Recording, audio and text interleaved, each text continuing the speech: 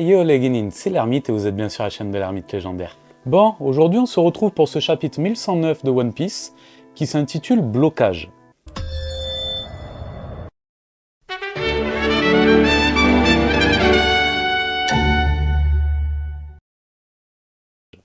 Alors selon les sites, j'ai vu que c'était peut-être résiliation aussi. Bon, on va rester sur Blocage pour l'instant. Ouverture de ce chapitre avec donc les satellites de Vegapunk dans son labo qui sont en train de préparer la diffusion d'un message à échelle mondiale. On était resté dans le 1108 sur ce cliffhanger avec Vegapunk qui s'adresse au monde pour leur révéler une certaine vérité.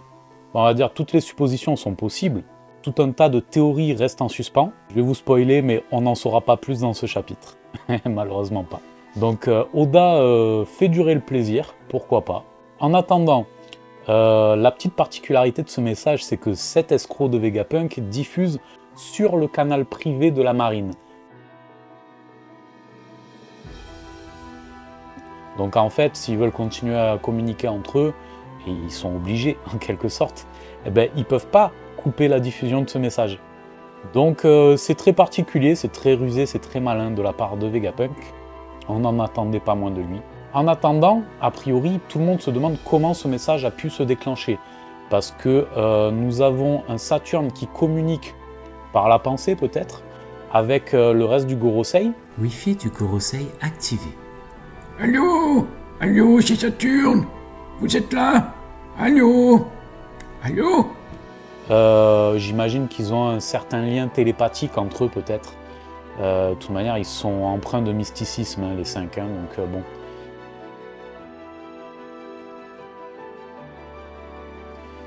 Est-ce qu'on en saura davantage sur eux prochainement? J'espère. Sûrement d'ailleurs. Toujours est-il que le reste du Gorosei lui dit « Tu peux pas laisser faire ça, il faut qu'on le fasse taire ».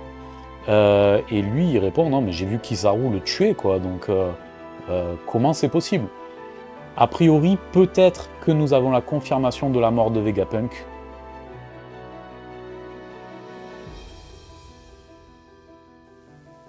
Et a priori, il a fait en sorte que ce message se déclenche sous certaines conditions. Conditions qui pourraient être son décès. Comme je vous l'ai dit, ça sent vraiment mauvais pour lui et je pense qu'il est en bout de course, hein, quoi qu'il arrive. Il manquerait plus que le petit sourire sur son visage à la fin du message pour qu'on comprenne qu'il faisait partie du clan du Di, lui aussi. Ce serait quelque part logique en fait. 歴史の底でくすぶり続ける D の一族はいつどこに姿を現す。誰が誰に加担する。誰が誰を裏切る。マリージュアの天竜日と共に伝えてやれよ。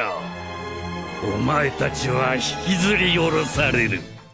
Donc nous avons Luffy qui continue de maintenir d'une main Saturne, de l'autre Kizaru.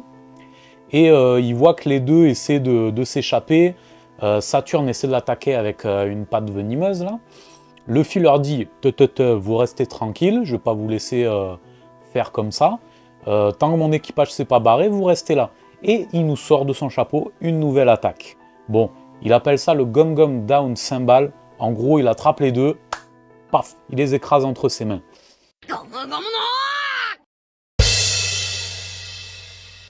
Moi j'appellerais plutôt ça le Gum Gum Pizza, parce que effectivement les deux terminent mais à plat.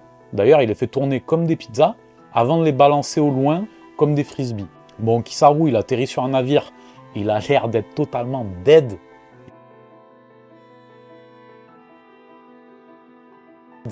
Il a l'air d'être KO complet. En tout cas, il a morflé. Ça, c'est sûr. Et nous avons un Saturne qui, de son côté, revient comme un boomerang. Bon, le mec, tranquille. J'ai fait un petit tour du paysage et je reviens. Il aime bien voyager, lui. Hein. Il a été escampé à l'autre bout de l'île. Il revient. Et là, il est à nouveau escampé en mode frisbee et il revient. Pendant ce temps, donc, Luffy a gagné du temps un peu pour son équipage et indirectement pour le message de Vegapunk, puisqu'il faut une bonne dizaine de minutes avant que le monde entier soit installé. Il a calculé à peu près ça.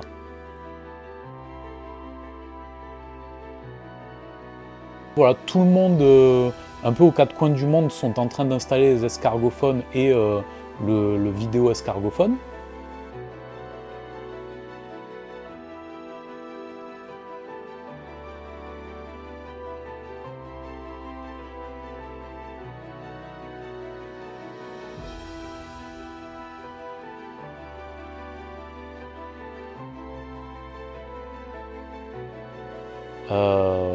On revoit pas mal de visages qu'on connaissait. Hein. Dressrosa avec, comment dire, la princesse, là j'ai mangé son nom, la fille du soldat unijambiste, là, la princesse. Nous avons également l'île de Queue d'Étrave, hein, avec Iva, avec Dragon notamment, et on a un plan où il se remémore la scène où Vegapunk lui dit « Je vais probablement mourir bientôt ». Donc comme quoi, hein, c'était pas gouré. Hein. On voit également Morgans, avec son journal, quoi.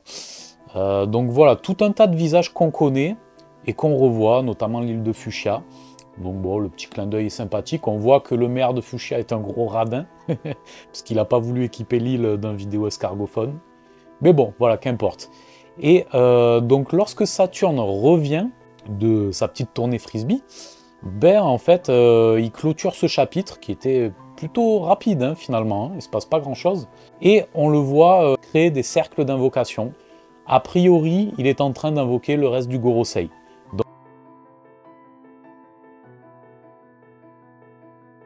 Donc nous allons avoir droit à un Luffy versus Gorosei dans le chapitre 1110 à première vue. Voilà les Genin. Pas de chapitre la semaine prochaine. Oda s'accorde une petite pause, et il a bien raison, vu sa santé fragile.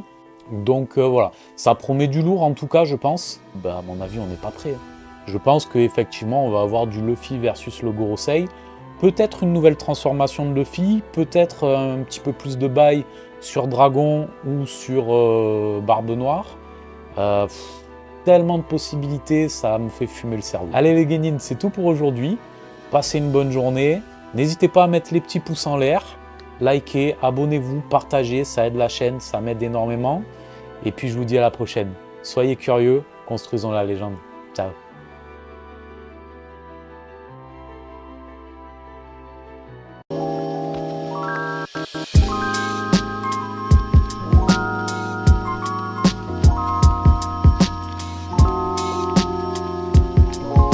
Tu t'es abonné? Tu t'es pas abonné? Abonne-toi!